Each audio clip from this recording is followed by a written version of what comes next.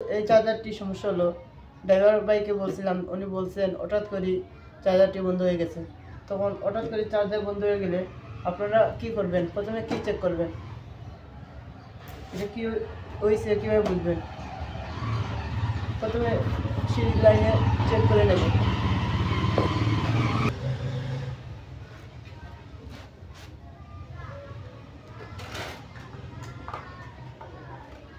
প্রথমে এই সিরিজ লাইনে চেক করে নিব যে এই চার্জারে কী সমস্যা হয়েছে। এই যে দেখতে পাচ্ছেন আপনারা সিরিজ লাইন লাগিয়ে দিচ্ছি। এই যে দেখতে পাচ্ছেন সিরিজ লাইন লাগিয়ে দিচ্ছি, এখন চালু দিচ্ছি।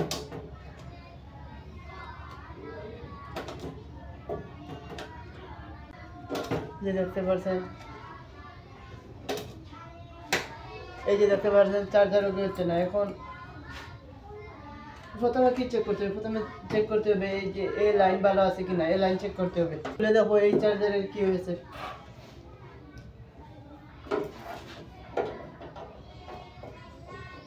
এই যে দেখতে পাচ্ছেন খুলে নিয়েছি। এখন খুলে নেওয়ার পর দেখে নেব কি হয়েছে।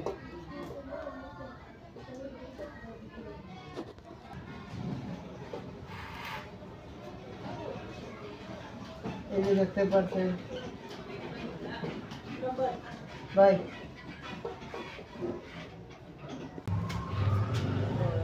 এই যে লাল লাইন দেখতে পাচ্ছেন, এই লাল লাইনটি ছিঁড়ে গিয়েছে, এজন্য লাইন দিলে চালু হচ্ছে না।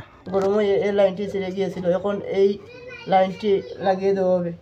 লাইন লাগিয়ে আমরা চেক করে নেব এই যে এই লাইনের সমস্যা নাকি অন্য কোনো সমস্যা রয়েছে।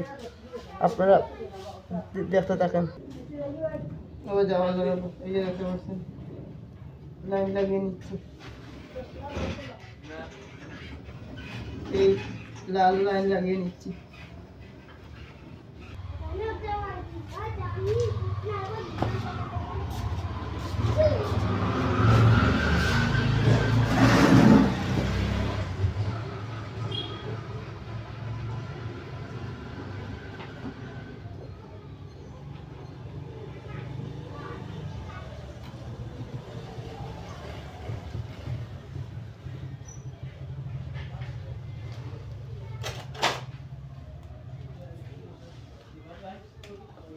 এই যে দেখতে পাচ্ছেন এই লাইনটি লাগিয়ে নেওয়া হয়েছে।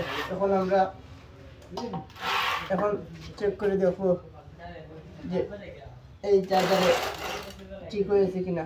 এখন এই চার্জারটি এখন লাইনে দিয়ে দিয়েছি। এই যে আপনারা দেখতে পাচ্ছেন এই চার্জারটি চলতেছে।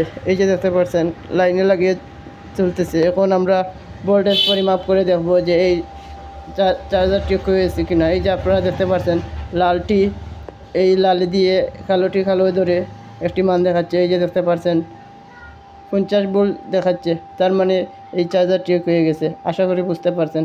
আসসালামু আলাইকুম। এখন এই চার্জারটি লাগিয়ে ফেলবো। এই যে আমরা এখন বন্ধ করে দিচ্ছি।